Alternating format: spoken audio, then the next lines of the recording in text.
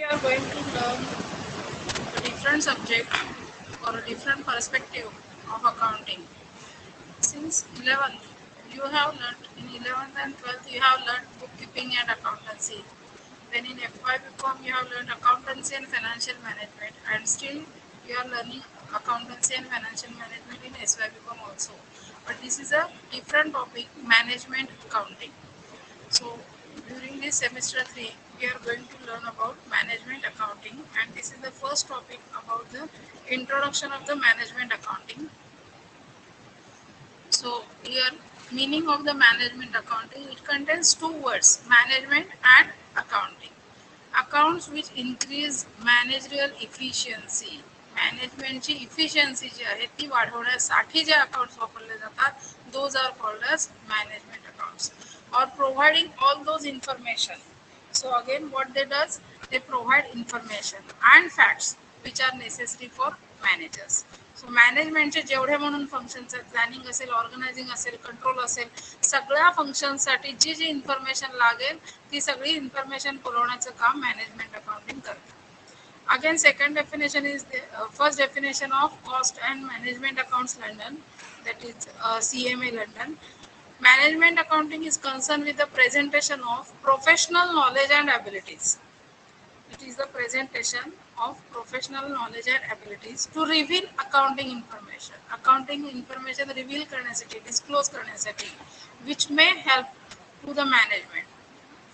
For what purpose this is we are doing? This is to help the management in policy formulation. Policy formulation करणं हे मॅनेजमेंटचं महत्त्वाचं काम आहे. त्याच्यासाठी then planning and control for the undertaking. Undertaking means all the enterprises. So what are the objectives of management accounting? First objective is better decision making. तुम्हाला quiz मध्ये हा क्वेश्चन विचारलेला होता टेस्ट मध्ये की बेटर डिसिजन मेकिंग हा management अकाउंटिंगचा objective आहे की नाही, right? Then proper planning and formulation of policies, controls management performance, interprets financial information, motivates the employees, communicates up-to-date information, and evaluates the policies effectiveness. So एवढे सगळे management अकाउंटिंगचे उद्दिष्ट आहेत. पहिलं उद्दिष्ट जे सगळ्यात महत्त्वाचं आहे की डिसिजन मेकिंग तुम्हाला करता यायला पाहिजे आणि ते चांगलं डिसिजन मेकिंग मॅनेजमेंटला करता यायला पाहिजे. आता कंपन्यांचं हे कुठलं डिसिजन मेकिंग आहे? देन आता हे डिसिजन मेकिंग असणाऱ्या कंपनी जर तुम्हाला एक्सपांड करायची असेल, तुम्हाला कंपनी अमालगमेट करायची असेल, कंपनी बंद करायची असेल, नवीन product if you are going to start, you are going to purchase a new formula or product line from another company, if you are going to provide some amount for research and development or provide something for research of a new product, or you are going to establish a new brand, so all these decisions should be taken by the management, and for those decisions the management accounting is always helpful. Proper planning and formulation of policies. For all these decisions, the management has to make proper plans and formulate according policies, and then they have to execute also them. So here again management accounting helps. Controls management performance. Management अकाउंटिंगचे जे reports आहेत त्या रिपोर्ट्समध्ये तुमचा trend दिसतो की तुमची कंपनीचा performance कसा चाललेला आहे, प्रॉफिट कसा चाललेला आहे, टर्नओव्हर वाढलेला आहे किंवा नाही, रेशो काय आहेत, तर त्याच्यावरनं तुमच्या मॅनेजमेंटची पण इफिशियन्सी लक्षात येते. मॅनेजमेंटची इफिशियन्सी कमी असेल तर ऑटोमॅटिकली तिथे ती कंट्रोल करता येते आणि त्याच्यावरती ॲक्शन घेता येते. It interprets financial information. आपण सगळेजण प्रॉफिट लॉस अकाउंट तयार करतो, बघतो, पेपरमध्ये बऱ्याच वेळेला बॅलन्स शीट आलेले असतात, पण ते केवळ आपण पान पलटतो आणि पुढे जातो. त्याचं इंटरप्रिटेशन आपल्याला लक्षात येत नाही, त्याचा अर्थ कसा लावायचा हे आपल्याला लक्षात येत नाही. बॅलन्स शीट मध्ये तिथं दिलेला असेल जर प्रॉफिट अँड लॉस अकाउंट अमुक अमुक रुपये, तर म्हणजे काय, प्रॉफिट आहे याचा अर्थ काय, किंवा तो प्रॉफिट कसा आलेला आहे, गेल्या वर्षीपेक्षा वाढलेला आहे की गेल्या वर्षीपेक्षा कमी झालेला आहे, तुम्ही काय त्याच्यामध्ये बदल केलेला आहे, हे सगळं इंटरप्रिटेशन जे आहे ते करण्याचं काम मॅनेजमेंट अकाउंटिंग करतं. It motivates employees. जे कंपॅरेटिव्ह रिपोर्ट्स असतात, कंपॅरेटिव्ह रिपोर्ट्स वरून एम्प्लॉईजना समजू शकतं की आपली कंपनी जी आहे ती प्रगती करते किंवा नाही, आपलं जे ठरलेलं टार्गेट आहे ते अचीव करते की नाही. So it is a motivation to the employees. It communicates up to date information. जी सगळी मॉनिटरी इन्फॉर्मेशन आहे ती इन्फॉर्मेशन अप टू डेट ठेवणं आणि ती सगळ्यांना मॅनेजमेंटचे जेवढे सगळे लेवल्स आहेत, म्हणजे मिडल लेवल असेल, लोअर लेवल असेल किंवा ज्याला फील्ड लेवल असं आपण म्हणतो ती असेल किंवा टॉप लेवल असेल, त्या सगळ्यांना अप टू डेट इन्फॉर्मेशन देण्याचं काम मॅनेजमेंट अकाउंटिंग करतं. It evaluates policies effectiveness. ज्या पॉलिसीज मॅनेजमेंटने ठरवलेल्या आहेत त्या पॉलिसीज बरोबर एक्झिक्यूट होत आहेत की नाही, एक्झिक्यूट झाल्याच्या नंतर त्या इफेक्टिव्ह आहेत की नाही हे बघण्याचं काम सुद्धा मॅनेजमेंट अकाउंटिंगमुळे साध्य होतं. Further, the scope of management accounting. So it pertains to financial accounting, pertains to cost accounting also. So financial accounting is also a part of management accounting.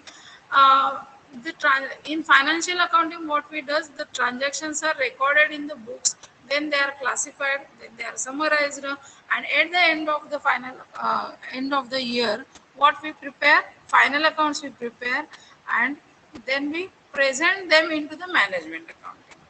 So up to the preparation of final accounts or preparation of profit loss account, balance sheet, we work in financial accounting, and then the further part starts with the management accounting.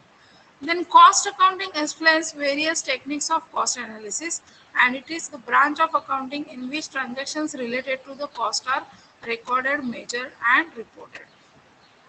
जिथं जिथं production चालतं त्या सगळ्या कंपन्यांमध्ये cost accounting हे करावं लागतं. तुमच्या प्रॉडक्टची कॉस्ट कशी कॅल्क्युलेट केली आहे, जिथं प्रोसेसेस असतील तर त्या प्रोसेसची कॉस्ट कशी कॅल्क्युलेट केली आहे, आणि हल्ली सर्व्हिसची कॉस्ट सुद्धा, सर्व्हिस रेंडर करत असताना त्याची कॉस्ट कशी कॅल्क्युलेट केलेली आहे, हे सगळं करण्याचं काम कुठे चालतं तर कॉस्ट अकाउंटिंगमध्ये चालतं.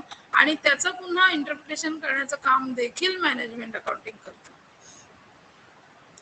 बजेटरी कंट्रोल, बजेटरी कंट्रोल पण याचा भाग आहे. ते बजेटरी कंट्रोल मध्ये काय केलं जातं, तुम्ही सुरुवातीला वर्षाच्या सुरुवातीला एक बजेट ठरवता, तुम्ही एक टार्गेटेड अमाऊंट ठरवता, त्याला आपण बजेटेड अमाऊंट असं म्हणतो, आणि त्या अमाऊंट पेक्षा ऍक्च्युअल अमाऊंट तुम्ही खर्च किती केली वर्षभरामध्ये हे तुम्ही बघता, आणि त्यातला जो डिफरन्स आहे तो डिफरन्स का आलाय, एक्सपेंडिचर तुम्ही इन्कर जास्त केलंय की कमी केलेलं आहे, हे सगळं बघून त्याच्यावरचे डिसिजन सुद्धा मॅनेजमेंट अकाउंटिंग मध्ये घेतले जातात. Then statistical methods. At present, statistical figures are extensively used in management accounting. The main statistical techniques are time series analysis, regression analysis, and correlation analysis. Management accounting करत असताना केवळ तुम्ही common size comparative किंवा ratio analysis वापरत नाही, तर हल्ली statistical techniques those are based on data. Data is very much important.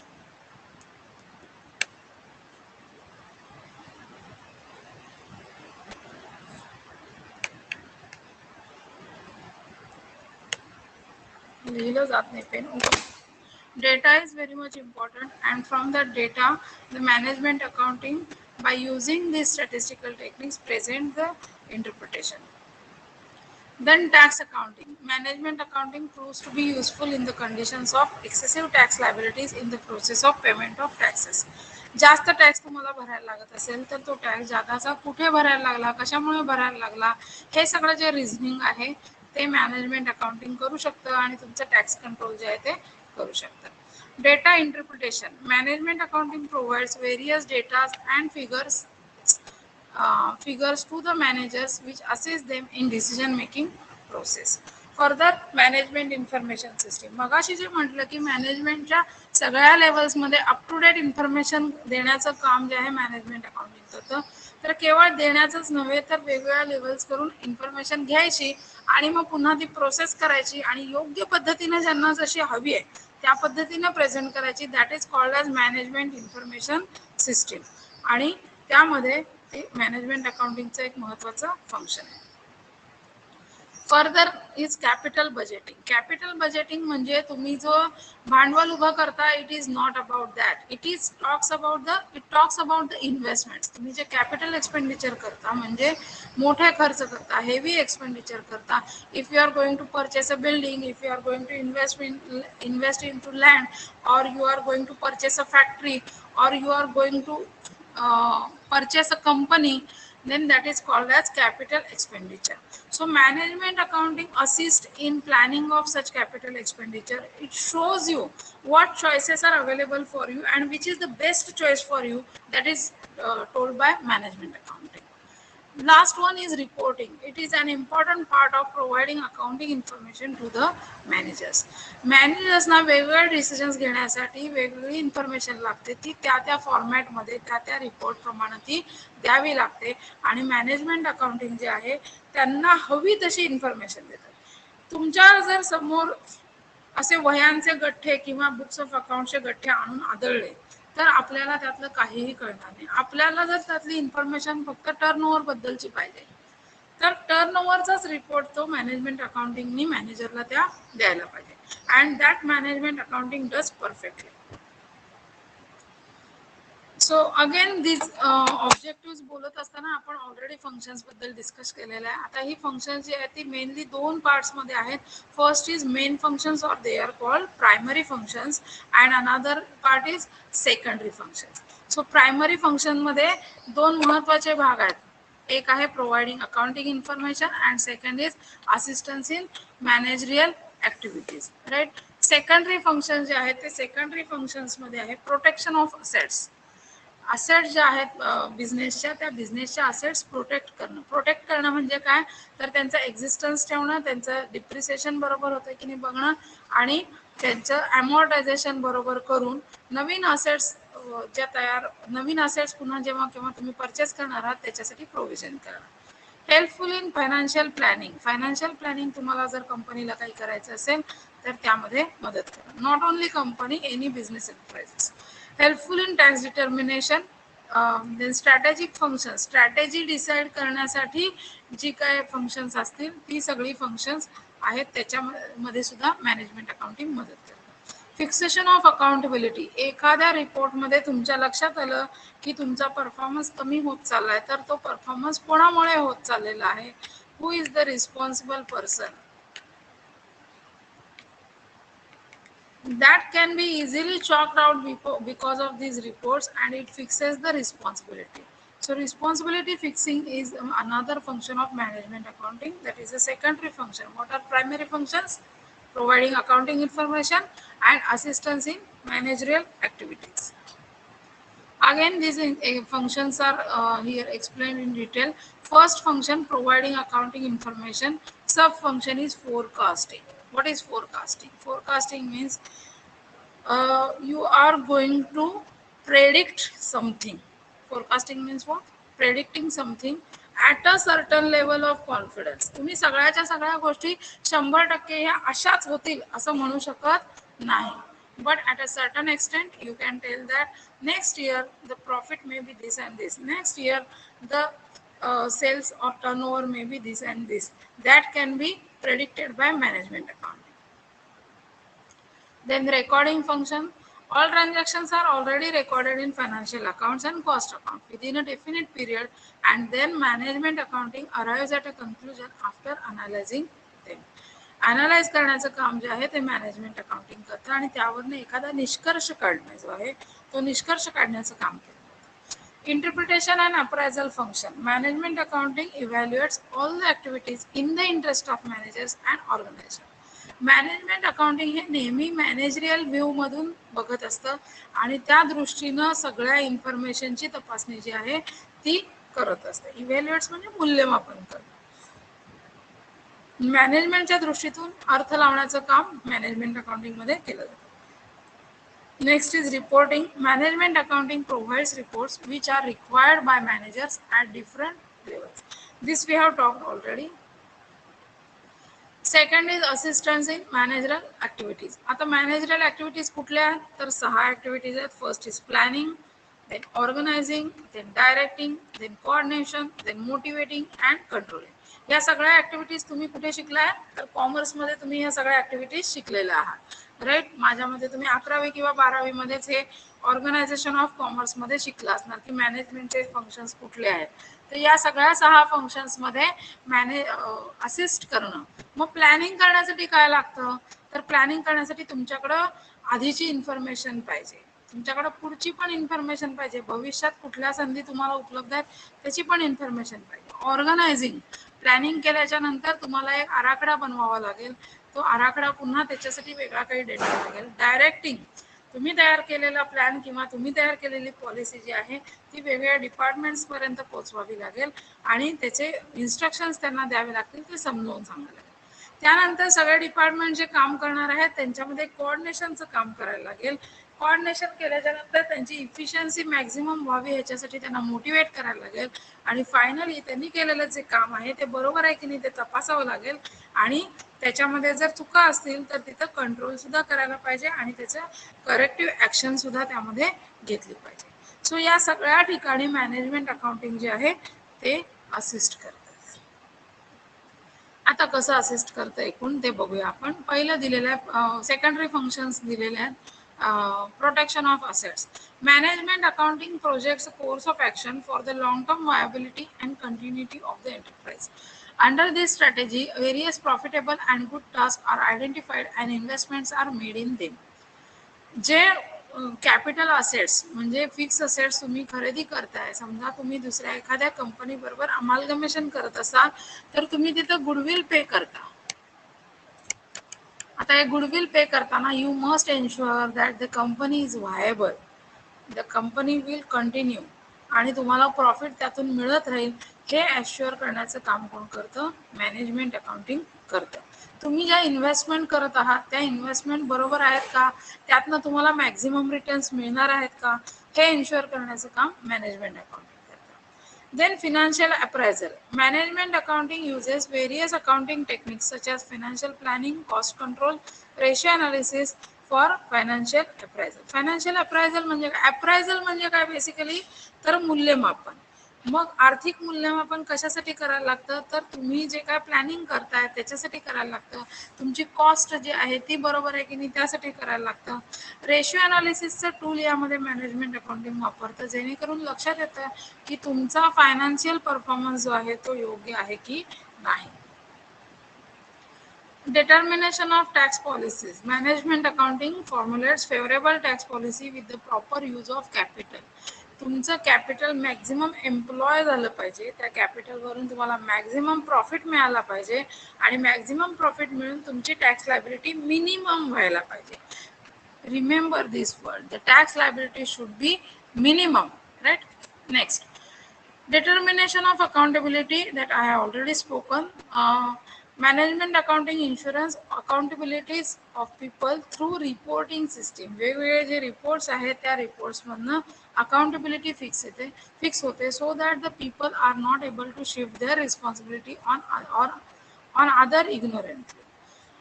आपली चूक झालेली दुसऱ्यावरती ढकलणं जे आहे हा जो प्रकार सगळीकडे केला जातो तर तो या रिपोर्ट्समुळे काय होतो तिथे फिक्स होतो कोण या सगळ्याला अकाउंटेबल आहे, कोण रिस्पॉन्सिबल आहे हे रिपोर्ट्सवरनं लक्षात. आता पुढचा भाग आपल्याला बघायचा आहे मॅनेजमेंट अकाउंटिंग आणि फायनान्शियल अकाउंटिंग यामधला डिफरन्स काय आहे.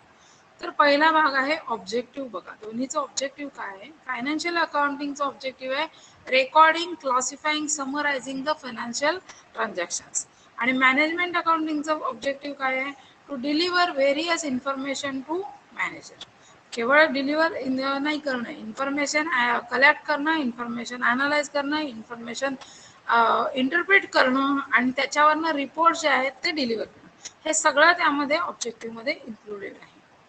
Who are the users of financial accounting? External parties, mainly the investors, the creditors. तुमचे जे शेअर होल्डर्स आहेत ते तर आहेतच पण इन्व्हेस्टर्स जे आहेत पोटेन्शियल इन्व्हेस्टर्स जे कंपनीमध्ये पैसा गुंतवू इच्छितात ते आहेत, क्रेडिटर्स आहेत, ते फायनान्शियल अकाउंटिंगचे रिपोर्ट्स तुमचे यूज करतात. मॅनेजमेंट अकाउंटिंगचे रिपोर्ट्स मात्र कोण यूज करतं? Only internal parties, not the external parties. The managers use the management accounting report. Importance. They say financial accounting is less important in comparison to management accounting. असं समजू नका की financial accounting is not at all important, त्याच्यावरती सगळ्या एंटरप्राइजेसचं accounting जे आहे आणि त्यांचं डिसिजन मेकिंग चालू असतं. पण मॅनेजमेंट अकाउंटिंगचा स्कोप जो आहे तो वायडर स्कोप आहे. मॅनेजमेंट अकाउंटिंग करत असताना तुम्ही फायनान्शियल अकाउंटिंग सुद्धा करताय हे लक्षात घ्या. अकाउंटिंग प्रिन्सिपल्स फायनान्शियल अकाउंटिंग साठी गॅप ज्याला आपण म्हणतो GAAP generally accepted accounting principles ती फॉलो करणं कंपल्सरी आहे. त्याच्यावर आधारित आपण अकाउंटिंग स्टँडर्ड जे आहेत जे आपण FY BCom मध्ये शिकलो ती अकाउंटिंग स्टँडर्ड्स आपल्याला फॉलो करावे लागतात. मॅनेजमेंट अकाउंटिंग साठी तशी कुठलीही प्रिन्सिपल्स तयार करण्यात आलेली नाही. Financial accounting provides historical information. Historical information म्हणजे काय तर घडून गेलेल्या घटना. आता इथं घटना कुठल्या तर मॉनिटरी किंवा ज्यांना आपण फायनान्शियल ट्रान्झॅक्शन्स म्हणतो फायनान्शियल हॅपनिंग जे आहेत त्याची इन्फॉर्मेशन देतं. आणि मॅनेजमेंट अकाउंटिंग काय करतं तर फ्युचर इन्फॉर्मेशन देतं तुम्हाला बेस्ड ऑन हिस्टॉरिकल डेटा. आता प्रोव्हाइड्स म्हणजे भविष्यातली इन्फॉर्मेशन. त्यांच्याकडे काय टाइम मशीन नाहीये की भविष्यात जाऊन काय होणार आहे सांगायचं असं नाहीये. तर हिस्टॉरिकल डेटा कलेक्ट करायचा आणि त्या हिस्टॉरिकल डेटाच्या आधारे काही गोष्टी फोरकास्ट करायच्या, प्रेडिक्ट करायच्या आणि त्या तुम्हाला सांगायच्या. Next, financial accounting is compulsory as per companies act. कंपन्यांसाठी सगळ्यांसाठी फायनान्शियल अकाउंटिंग हे कंपल्सरी आहे. Management accounting is entirely optional. Okay. Then methodology. Financial accounting, what it does, it use double entry system. Double entry system is used in financial accounting. Management accounting काय करतं, management accounting data collect करतं, analysis करतं आणि त्यानंतर ते cost centres आणि responsibility सेंटर्समध्ये divide करतात. आता हे कॉस्टिंगचा भाग आहे, but costing is again what part of management accounting. Accuracy financial accounting मध्ये जास्त ॲक्युरसी आहे, मॅनेजमेंट अकाउंटिंग मध्ये कमी ॲक्युरसी आहे. फायनान्शियल अकाउंटिंगचे रिपोर्ट जे आहेत ते ॲन्युअली रिपोर्ट्स तुम्हाला तयार करायला लागतात, प्रेझेंट करायला लागतात. मॅनेजमेंट अकाउंटिंगचे रिपोर्ट जे आहेत ते तुम्ही वर्षभरामध्ये केव्हाही तुम्ही बनवू शकता.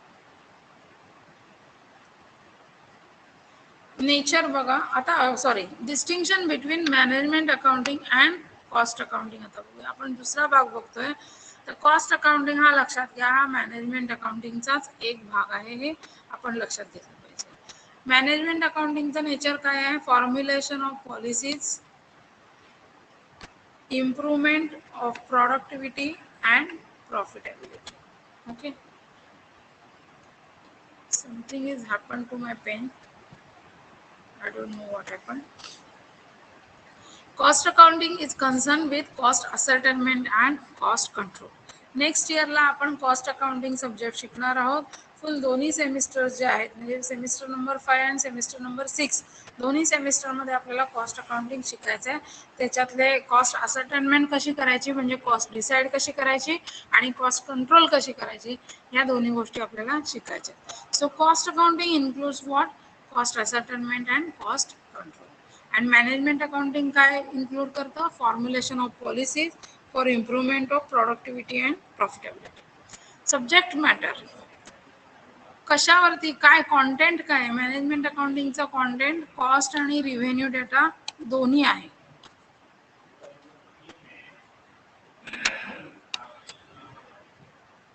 मॅनेजमेंट अकाउंटिंग मध्ये काय कॉस्ट आणि रिव्हेन्यू डेटा दोन्ही सुद्धा आहे.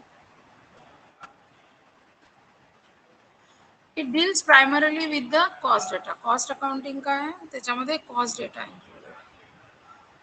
Management accounting is not part of cost accounting. What whilst cost accounting is a part of management accounting. So this is management accounting and it includes cost accounting. Okay. Tools: ratio analysis, fund flow, cash flow statements, budget, budgeting, break-even point or break-even analysis, and standard costing. These are various tools of management accounting.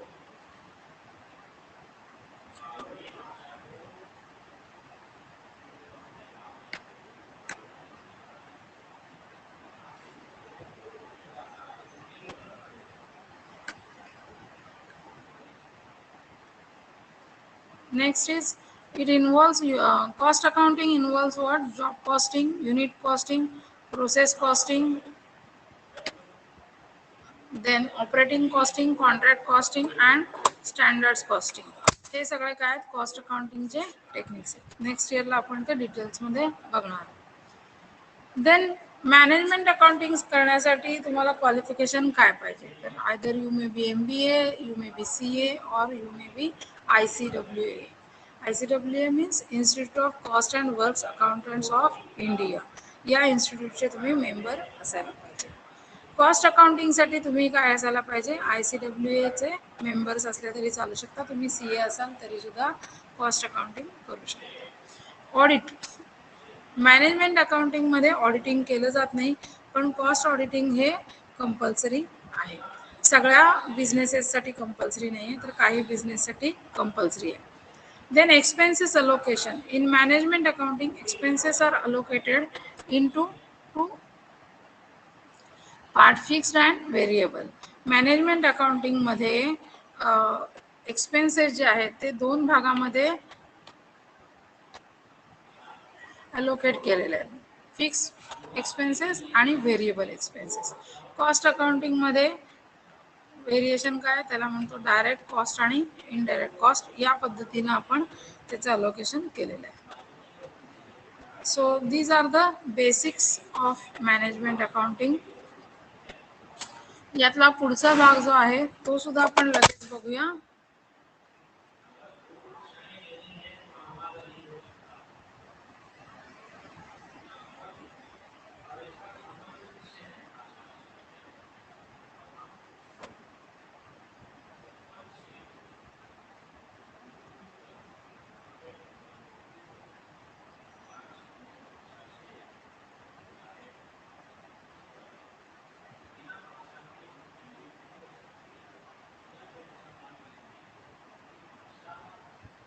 Are you there?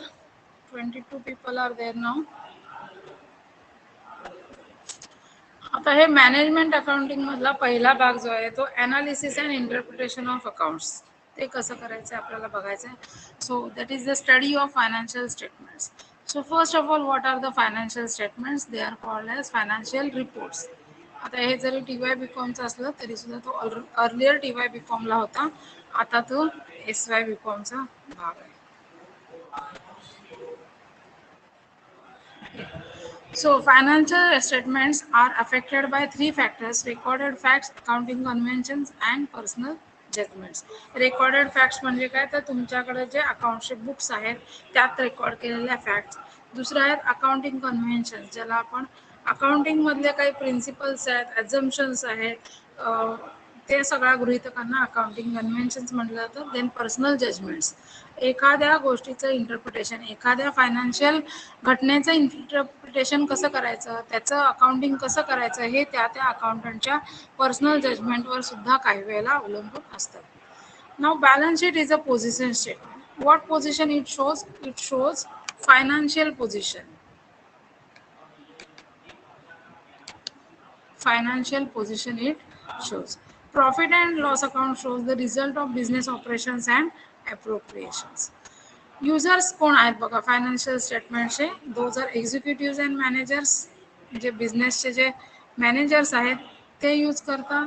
Then creditors use करतात, shareholders use करतात, prospective investor जे आहेत ते use करतात financial statements, bankers, labour, consumers, labours किंवा employee म्हणा, society आणि government. गव्हर्नमेंटला टॅक्स कलेक्ट करायचा असतो बिझनेसकडून, so that's why they see your financial statement. Society कशाला बघते, तर अमुक एखादा बिझनेस हा योग्य लिगली चालू आहे की नाही, का तिथं आपण काही इंटरफेअर करायला पाहिजे. समजा पोल्युशन, एखादा बिझनेस खूप पोल्युशन करत असेल तर सोसायटी त्यावरती ऑब्जेक्शन घेऊ शकते. कन्झ्युमर्स कशासाठी बघतात फायनान्शियल स्टेटमेंट, तर आपण जे प्रॉडक्ट्स यूज करतोय त्या कंपनीचं काय सिच्युएशन आहे, त्यांची काय स्टेटस आहे हे बघू शकतात ते. लेबर्सना कंपनीकडनं पगार मिळणार आहे, so they use those financial statements. Bankers give you loan, ते क्रेडिट देतात बिझनेसेसना, सो त्याच्यासाठी ते फायनान्शियल स्टेटमेंट्स बघतात. प्रॉस्पेक्टिव्ह इन्व्हेस्टर्स, भविष्यातले पोटेन्शियल इन्व्हेस्टर जे आहेत त्यांना अमुक एखाद्या बिझनेसमध्ये गुंतवणूक करायची किंवा नाही, आपले पैसे परत मिळणार आहेत की नाही, त्यावर मोबदला चांगला मिळणार आहे की नाही हे बघण्यासाठी प्रॉस्पेक्टिव्ह इन्व्हेस्टर्स यूज करतात. शेअर होल्डर्सनी ऑलरेडी पैसे गुंतवलेले आहेत, तर त्यावरती त्यांना रिटर्न्स मिळायला पाहिजे. त्यांनी गुंतवलेलं भांडवल जे आहे ते त्यांना परत मिळायला पाहिजे आणि त्याच्यासाठी ते यूज करतात. क्रेडिटर्स जे आहेत, क्रेडिटर्सनी तुम्हाला क्रेडिट बेसिसवरती माल दिलेला आहे आणि त्याचे पैसे त्यांना परत मिळायला पाहिजे. त्यांना योग्य पद्धतीने ते क्रेडिट सर्व्हिसिंग व्हायला पाहिजे. एक्झिक्युटिव्ह आणि मॅनेजर्सना डिसिजन्स घ्यायचे आहेत, ते सगळे डिसिजन्स घेण्यासाठी फायनान्शियल स्टेटमेंटचा उपयोग करतात. सो हे 9 जण जे आहेत हे सगळे फायनान्शियल स्टेटमेंटचे युजर आहेत. Then profit and loss account, or it is called as revenue account, or it is called as income and expenditure account. पहिल्यांदा ते तयार करण्यापूर्वी मॅन्युफॅक्चरिंग अकाउंट तयार केला जातो. जिथं जिथं मॅन्युफॅक्चरिंग चालतं तिथं मॅन्युफॅक्चरिंग अकाउंट तयार केला जातो. जिथं ट्रेडिंग कन्सर्न्स आहेत तिथं काय केलं जातं, ट्रेडिंग अकाउंट तयार केला जातो. मॅन्युफॅक्चरिंग कन्सर्न्समध्ये मॅन्युफॅक्चरिंग अकाउंट पण तयार केला जातो आणि ट्रेडिंग अकाउंट देखील तयार केला जातो. त्यानंतर ग्रॉस प्रॉफिट कॅल्क्युलेट करतो आपण आणि त्यानंतर प्रॉफिट लॉस अकाउंट आपण तयार करतो. Then we get the result of as net profit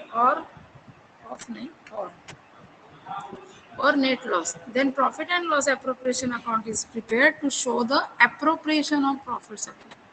जे काय नेट प्रॉफिट झालेलं आहे त्या प्रॉफिट मधून सुद्धा काही खर्च तुम्हाला करावे लागतात आणि त्यासाठी अप्रोप्रिएशन अकाउंट जो आहे तो तयार केला जातो किंवा त्याला PLA असं तुम्ही म्हणू शकता. Then balance sheet is a statement of financial position. हे वाक्य नेहमी लक्षात ठेवा, कायम परीक्षेमध्ये विचारलं जातं. Of an enterprise as at a given date, एका विशिष्ट दिवसाची ती फायनान्शियल पोझिशन आहे.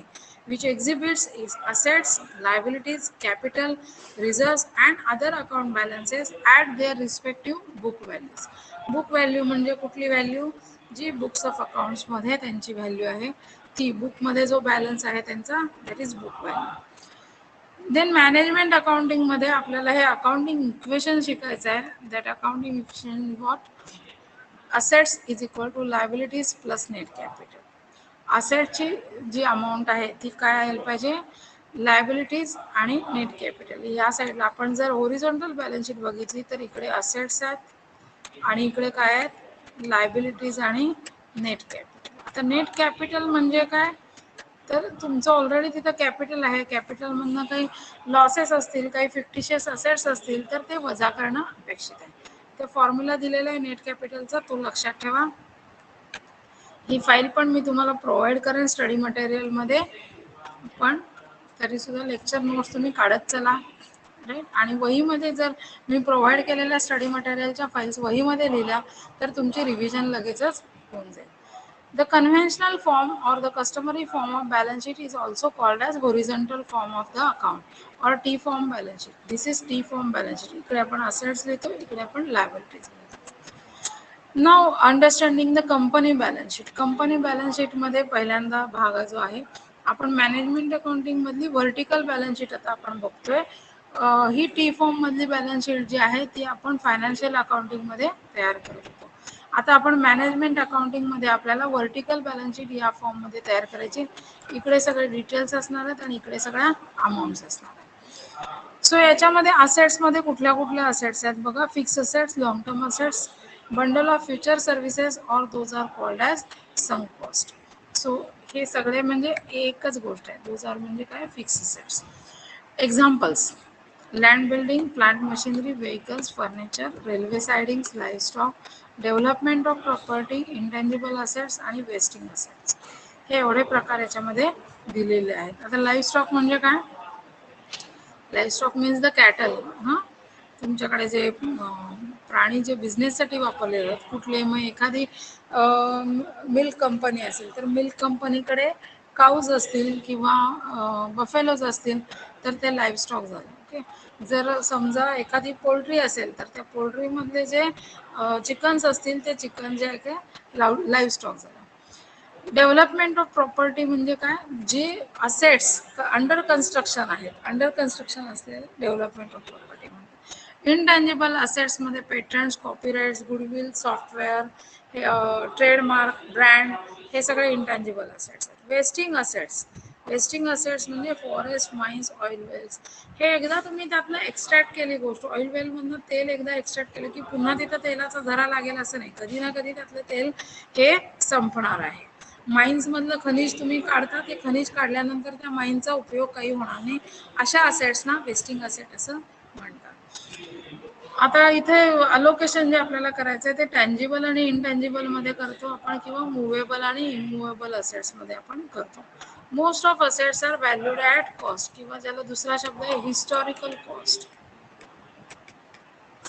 कॉस्ट म्हणजे काय, जी त्याची खरेदीची किंमत आहे त्याचं व्हॅल्युएशन जे आहे त्या आधारे व्हॅल्युएशन आपल्याला करायचं आहे. Next part is investments. Investments in government or trust securities, shares, debentures, bonds, investments in capital or partnership firms, in immovable investment in immovable property. या वेगळ्या इन्व्हेस्टमेंट्स असू शकतात. इमूव्हेबल प्रॉपर्टी म्हणजे काय, तर लँड असेल, बिल्डिंग असेल, ज्याला आपण स्थावर मालमत्ता असं म्हणतो, जी अचल संपत्ती म्हणतो. ती अचल, चल संपत्ती आणि अचल संपत्ती. मुव्हेबल म्हणजे चल संपत्ती, उदाहरणार्थ व्हेकल्स वगैरे, हे सगळे मुव्हेबल प्रॉपर्टी. पण फॅक्टरी आहे तर फॅक्टरी इमूव्हेबल प्रॉपर्टी. फॅक्टरी हलवता येत नाही अशातला भाग नाही, फॅक्टरी सुद्धा हलवता येते, but for most of the time काय, एका ठिकाणीच फॅक्टरी असते. लॉंग टर्म इन्व्हेस्टमेंट्स आणि शॉर्ट टर्म इन्व्हेस्टमेंट्स मध्ये आपल्याला करायचं आहे, त्याचं अलोकेशन करायचं आहे. लॉंग टर्म इन्व्हेस्टमेंट्स मध्ये फिक्स असेट्स जे आहेत ते फिक्स असेट्स मध्ये लॉंग टर्म इन्व्हेस्टमेंट्स या फिक्स असेट्स आहेत, फिक्स असेट हेडिंग खाली आपण लिहितो, आणि शॉर्ट टर्म इन्व्हेस्टमेंट्स हे आपण करंट असेट्स या हेडिंग खाली लिहितो.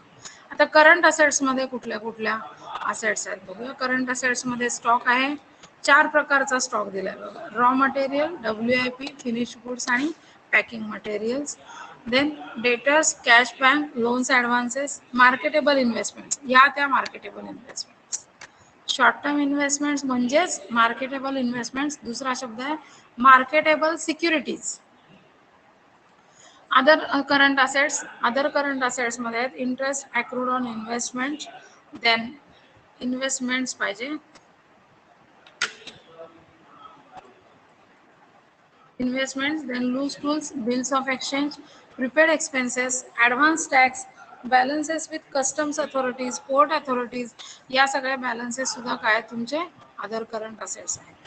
आता इथं अलोकेशन करताना याचे वेगवेगळ्या हेडिंग मध्ये तुम्ही मॅनेजमेंट अकाउंटिंग मध्ये करणार आहात. Quick assets. क्विक असेट्स म्हणजे काय, those can be converted into cash quickly. तुम्हाला जेव्हा जेव्हा पैशाची गरज आहे त्या त्यावेळेला किंवा लगेचच त्यांचं रूपांतर कॅशमध्ये होणार आहे, अशा असेट्स म्हणजे क्विक असेट्स. कुठल्या क्विक असेट्स आहेत, सगळ्या current assets except the stock and prepaid expenses. Current assets म्हणून स्टॉक आणि प्रिपेड एक्सपेन्सेस वजा केले की आपल्याला क्विक असेटची रक्कम मिळते. नंतरची कॉन्सेप्ट आहे फ्लोटिंग असेटची कॉन्सेप्ट आहे. फ्लोटिंग असेट्स म्हणजे कुठले असेट, त्यांचे बॅलन्सेस सारखे चेंज होत राहतात. स्टॉक, डेटर्स, बिल्स रिसिवेबल ह्यांचे बॅलन्स वर्षभरामध्ये सातत्याने चेंज होत असतात. So those are floating assets. Some of the assets are called as hidden assets. They are not disclosed in balance sheet. Business owner जे आहे ते स्वतःच्या त्यांना माहीत असतं की आपल्याकडे ह्या या असेट्स आहेत, पण त्या बॅलन्स शीट मध्ये दाखवल्या जात नाहीत. Next is fictitious assets. Fictitious assets मध्ये त्याला दुसरं नाव आहे मिसलेनियस एक्सपेंडिचर. प्रिलिमिनरी एक्सपेन्सेस, ज्या वेळेला तुम्ही बिझनेस सुरू करत असताना सुद्धा बरेच खर्च आपल्याला करायला लागतात, ते सगळे एक्सपेन्सेस म्हणजे preliminary expenses. Brokerage on issue of shares and debentures. Shares debentures issue करत असताना जे ब्रोकरेज तुम्हाला द्यावं लागतं, मध्यस्थ जो आहे, दलाल जे आहेत, त्या ब्रोकर्सना दिलेलं खर्च किंवा त्यांचा मोबदला जो आहे that is called as brokerage. त्याचबरोबर शेअर्स अँड डिबेंचर्स इश्यू करत असताना जो डिस्काउंट देता तुम्ही शेअर होल्डर्सना, that discount is also fictitious असेल. Then shares debentures issue expenses. Issue करत असताना जो एक्सपेन्स होतो कंपनीचा, प्रॉस्पेक्टस छापायचं असेल, तुम्हाला डिक्लेरेशन द्यायचं असेल, ॲडव्हर्टाइजमेंट द्यायचं असेल, हे सगळे शेअर इश्यू एक्सपेन्सेस आहेत. Heavy advertisement expenditure. किरकोळ advertisement expenditure is not a miscellaneous expenditure. If you are going to establish a new brand, तर तुम्हाला हेवी ॲडव्हर्टाइजमेंट करायला पाहिजे, and such expenditure is miscellaneous expenditure. All these expenditures are what, deferred revenue expenditures. Hence, they are called as fictitious assets or miscellaneous expenditure. Interest paid out of capital during construction. Construction चालू असताना तुम्ही काही interest sorry वरून वाक्य आहे development expenditure not adjusted. Development expenditure जे अजून adjust केलेलं नाही म्हणजेच वर्क इन प्रोग्रेस जे आहे जे तुम्ही दाखवलेलं नाही. वर्क इन प्रोग्रेस कशाचं एखाद्या असेट डेव्हलप तुम्ही करत असाल त्याचं डेव्हलपमेंट एक्सपेंडिचर ते तुम्ही बुक्समध्ये अजून आणलेलं नसेल तर ते सुद्धा मिसलेनियस एक्सपेंडिचर आहे. Interest paid out of capital during construction. Construction चालू असताना समजा तुम्ही लोन घेतलेलं असेल तर कन्स्ट्रक्शन तर कम्प्लीट व्हायचं आहे पण तुम्हाला त्याच्यावरचं इंटरेस्ट मात्र लोनवरचं पे करायला पाहिजे तर असं जे इंटरेस्ट आहे ते सुद्धा मिसलेनियस एक्सपेंडिचर म्हणून दाखवायला पाहिजे. आता या एक्सपेंडिचरची ट्रीटमेंट काय द्यायची. These expenditures are not charge to revenue. म्हणजेच काय प्रॉफिट लॉस अकाउंटला ते पूर्णपणे एक्सपेंडिचर सगळंच्या सगळं दाखवलेलं जाणार नाही. It cannot be converted in to cash. याचं रूपांतर सुद्धा कॅशमध्ये होणार नाही. म्हणजे हे जरी तुम्ही असेट म्हणत असाल असेट आहे असेटचं रूपांतर कॅशमध्ये करता येतं पण ह्या ज्या असेट्स आहेत त्यांचं रूपांतर कॅशमध्ये करता येत नाही. Those are not real that's why they are called as fictitious. Fictitious म्हणजे काय तर फसव्या assets. To the extent of not return of. आता ह्याचं काय करायचं आपल्याला बॅलन्स शीटमध्ये लिहित असताना त्याची अमाऊंट जी आपण लिहितो त्याच्या खाली आपण लिहितो to the extent not return of. जे नॉट रिटर्न ऑफ एक्सपेंडिचर आहे यातलं ते आपण बॅलन्स शीटला लिहितो. जो रिटर्न ऑफ पार्ट आहे तेवढाच आपण प्रॉफिट लॉस अकाउंटला दाखवतो आणि उरलेला सगळाच्या सगळा भाग जो आहे तो आपण बॅलन्स शीटमध्ये दाखवतो. I think it is 8:44 now and इथे आपण थांबूया. Let me take the attendance. 24 लोक आहेत. श्रेया माईक ऑन करा आणि अटेंडन्स द्या. Hello. Yes madam. Shreya Parulekar. Yes madam. Shreya Parulekar. Yes madam. Sushma Gawade. Purva Vengurlekar. Mamata Parulekar. Shraddha Tambe. Jagruti Parab.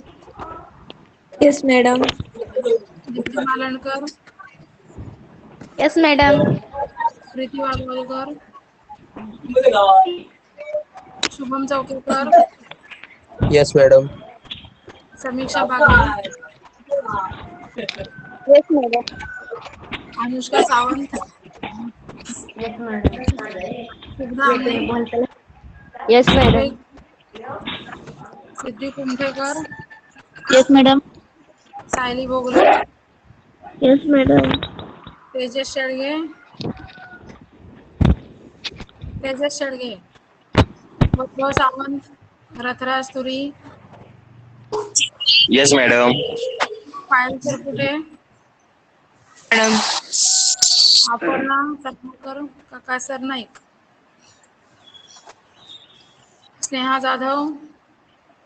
Yes madam. Preeti Khoparekar. Yes madam. Yes Yogesh madam. गलत. श्वेता धामापूरकर. Yes ma'am. याच्यावरच्या असं ऑलरेडी टेस्ट आपण घेतलेली आहे. त्या टेस्टमधले तुम्ही प्रश्न एकतर लिहून काढत चला किंवा तुम्ही काय करत चला तुम्ही तुमच्याकडे स्क्रीनशॉट तरी मारून ठेवा. कळलं. आणि परीक्षेला याच पद्धतीनं प्रश्न येतील.